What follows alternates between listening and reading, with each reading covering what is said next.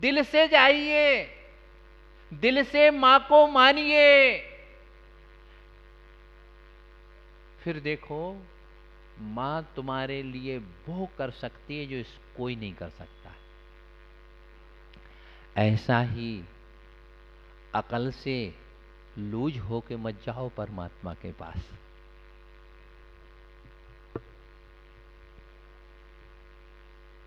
और अपने ज्ञान चंद बन के भी मत जाओ। परमात्मा के चरणों में जाना हो या महात्मा के चरणों में जाना है तो आपको बहुत भोला भाला और सीधा सादा बन के ही जाना पड़ेगा। चिंतन कीजिएगा, मनन कीजिएगा। यदि किसी मां के 3 बेटे हैं, दोनों फर्स्ट बड़ा बेटा अच्छा बिजनेस करता है, सेकंड नंबर का बेटा बहुत क्वालिफाइड है, अच्छी जॉब भी मिल गई है, तीसरा बेटा थोड़ा अच्छा बिजनेस नहीं करता है, उसका बिजनेस अच्छा नहीं चलता है। बताइए 3 बेटे में से माँ बाप किस बेटे का ज़्यादा ख्याल रखेंगे, किसके बारे में ज़्यादा सोचते? बोलिए आप लोग, एक्सपीरियंस, ये मेरा मैटर नहीं है। बस क्योंकि वो क्या है, भोला भाला और सीधा। बस परमात्मा के पास ऐसे ही बन के जाओ कि परमात्मा मेरे हैं और मैं किसका हूं? भगवान का। ये भाव जागृत करो। ये भाव मैं कहता हूं ये भाग्य से ही किसी के हो सकते हैं, हर किसी के नहीं हो सकते हैं। और ऐसे भाव जिसके हैं उसी को कहते हैं तत्वा श्रद्धानम। तत्वों का श्रद्धान, तत्वों के नाम नहीं। समय सार को पढ़ने वाला सम्यक दृष्टि हो इसकी कोई गारंटी नहीं। समय सार की व्याख्या करने वाला, समय सार की गाथाएं उसे कंठस्थ हो सकती हैं, लेकिन कंठ के नीचे जिसकी उतर गई है उसका जीवन समय सार हो जाता है। जैन फिलॉसफी में क्या कहा? श्रद्धान करो। क्या कहा गया? जिसे ये क्या बोलते हैं, सम्यक दृष्टि किसे बोलते हैं? जो बिगर चश्मे का बहुत दूर तक का अच्छे से देख लेता है उसे क्या कहते हैं? अच्छी है जिसकी दृष्टि। क्यों जी? उसे क्या कहते हैं? सम्यक दृष्टि।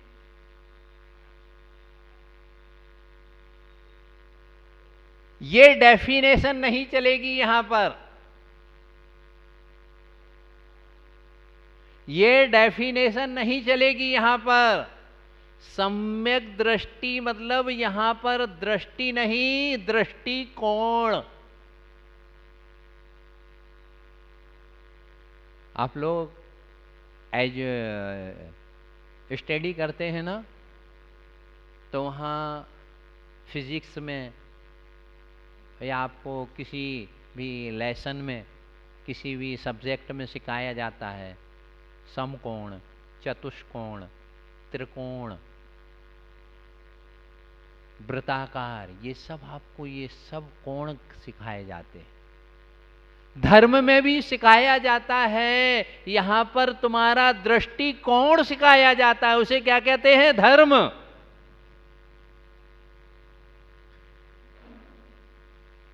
बेटे को कैसा, देखो बेटे दुकान पर बैठना, तो देखो बेटा मैं आज दुकान पर, जब बेटा समझदार हो जाता है, बड़ा हो जाता है, देखो ग्राहक से कैसे बात किया जाता है, कैसे उसे माल दिया जाता है, बेटा तू सीख।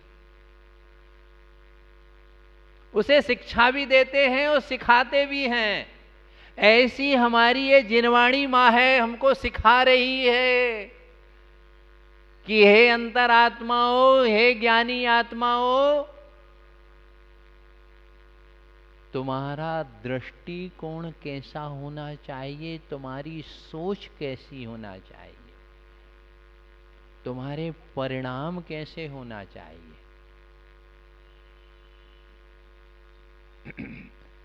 दिल और दिमाग, ये मनुष्य के पास तो बहुत बड़ी शक्तियां हैं। हम इनका कितना, कहते हैं ना कॉलेज के बच्चे मोबाइल का क्या करते हैं, मिसयूज, आप लोग कहते हो ना। मैं आपसे कहता हूं बच्चे मोबाइल का मिसयूज करते हैं। आप देव शास्त्र गुरु जिनेंद्र देव को प्राप्त करके और जिनवाणी को प्राप्त करके, जैन कुल को प्राप्त करके, मनुष्य कुल को प्राप्त करके कितना मिसयूज कर रहे हैं, आप स्वयं से पूछो।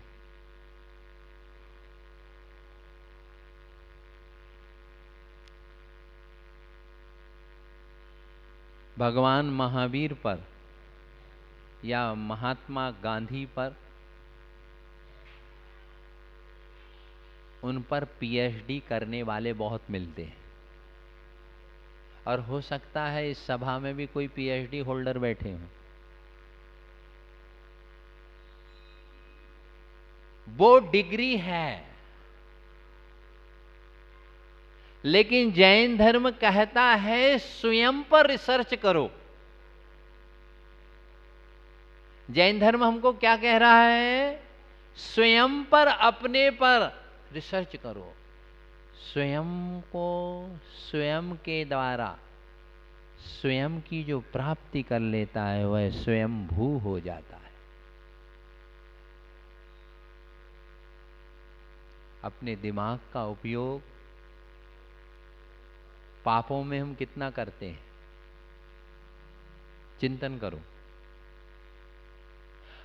हमारे पैसे कमाने के लिए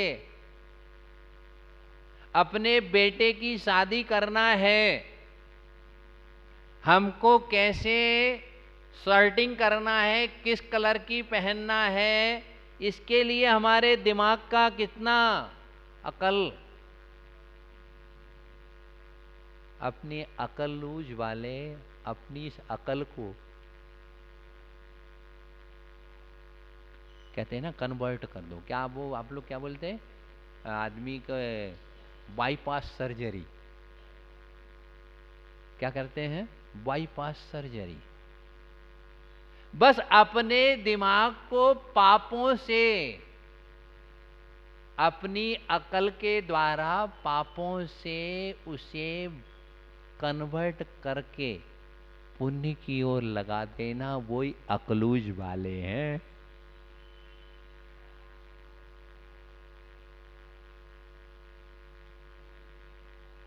अपने बुद्धि का सदुपयोग करना। बुद्धि तो हर किसी के पास है, पैसा हर किसी के पास है, लेकिन पैसे का सदुपयोग करना ये हर किसी के पास नहीं होता है। मनुष्य जन्म तो हर किसी को मिला है,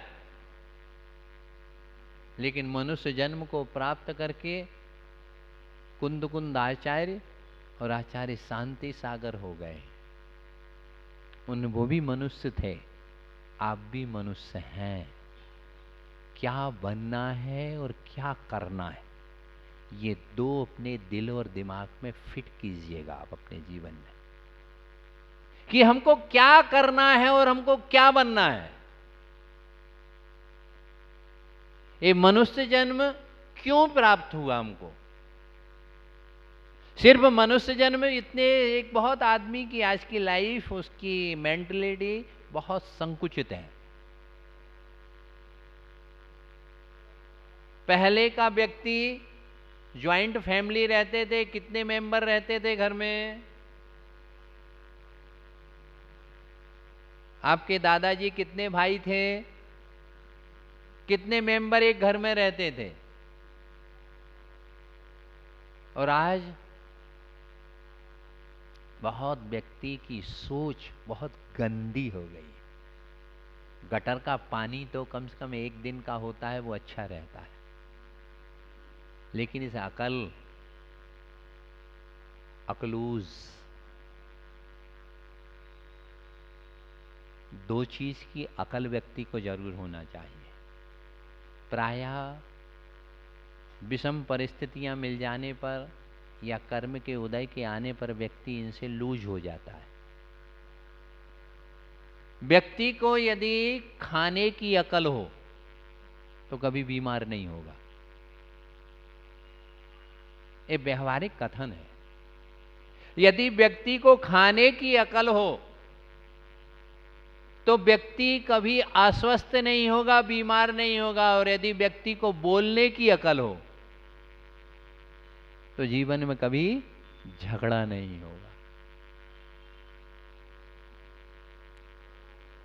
बच्चे को बोलना प्रारंभ कितनी एज से करने लगता है? 2 साल से 3 साल से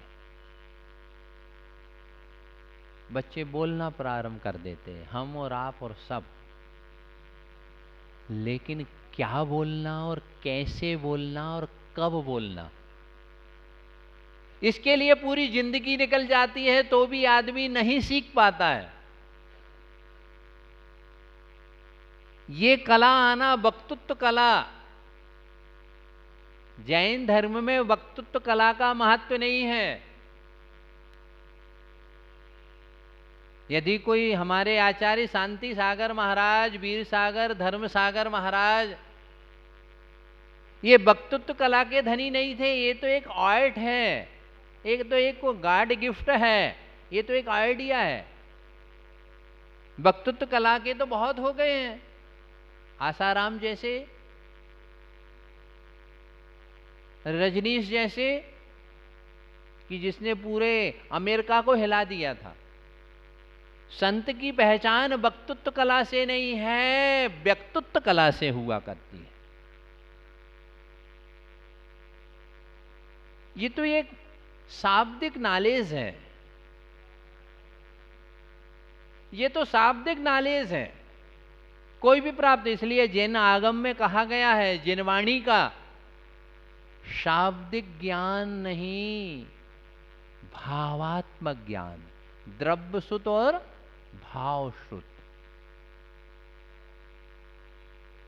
द्रव्य सुत का बहुत पठन पाठन चल रहा है आजकल। द्रव्य सुत के लिए बहुत सी जिनवाणियां का प्रचार प्रसार हो रहा है। शास्त्रों की पूजन बहुत की जा रही है।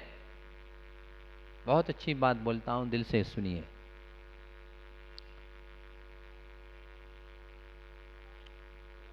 जिनवाणी की पूजन करने का बहुत से लोगों का नियम होगा, और देवशास्त्र की पूजन करते हैं तो उसमें जिनवाणी भी आ जाती है ना। शास्त्र जिनवाणी को कहते हैं ना आप लोग। जिनवाणी की पूजन करने का नियम कितने का है? चिंतन करो। जिनवाणी की पूजन करने का बहुत से लोगों का नियम हो सकता है, लेकिन जिनवाणी पूज्य है, ये भाव किसके हैं बोलो? जिनवाणी की पूजन करना बहुत सरल है, जिनवाणी को पढ़ना भी बहुत सरल है, जिनवाणी की चर्चा करना बहुत सरल है, लेकिन जिनवाणी की चर्चा को चरितार्थ करना बहुत कठिन है। ऐसे महान संत होते हैं, वही सम्यक दृष्टि हुआ करते हैं, वही श्रावक हुआ करते हैं, जो जिनवाणी को आत्मसात कर लेते। धर्म कर्णप्रिय नहीं है, धर्म तो आत्मप्रिय होता है महात्मा।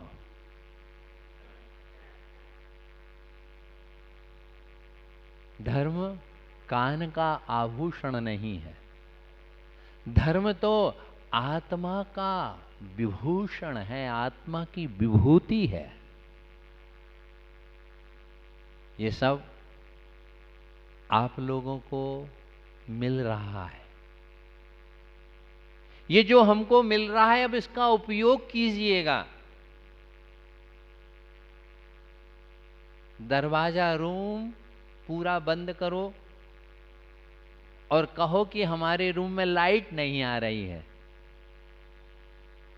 तो ये सूर्य का दोष है कि आपका दोष है?